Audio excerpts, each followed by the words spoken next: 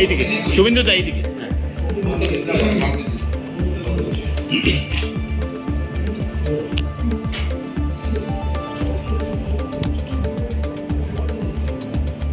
আগামীকাল 11টায় নির্বাচন, আপনি বাকি কাজ আপাতত জগন্নাথ চ্যাটার্জিকে নিয়ে আমরা পার্টির অত্যন্ত বলিষ্ঠ নেতৃত্ব, আদর্শবাদী নেতা, কয়েক দশক ধরে ভারতীয় জনতা পার্টিকে তিনি সার্ভিস দিয়েছেন নিষ্ঠার সঙ্গে। তিনি কখনো কোথাও আবেদন করেননি তাকে বিধায়ক করতে হবে, স্পিকার করতে হবে, মন্ত্রী করতে হবে, নেতা করতে হবে। এরকম নিষ্ঠাবান একজন কর্মীকে ভারতীয় জনতা পার্টি আজকে রেকগনাইজ করেছে।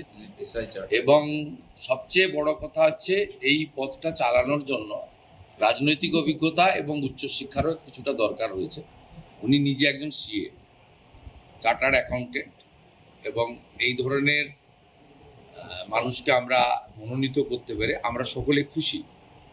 এবং উনার চালানোর ক্ষেত্রে আপনাদের সকলের সহযোগিতাও আমরা চাইব এবং আশা করব পরম্পরা মেনে। এখানে স্পিকার নির্বাচন কোনোদিন হয়নি।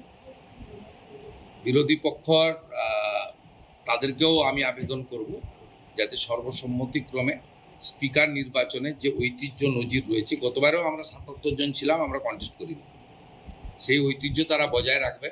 এবং আগামীকাল 11টার সময় স্পিকার নির্বাচন হবে। আসুন আমরা পশ্চিমবঙ্গের পরম্পরা ঐতিহ্য রেখে সংসদীয় গণতন্ত্রের যে মহান প্রতিষ্ঠান, এটা আমাদের মন্দিরের মতো, সবাই মিলে আগামী স্পিকারকে সহযোগিতা করে দিনের সূচনা করি।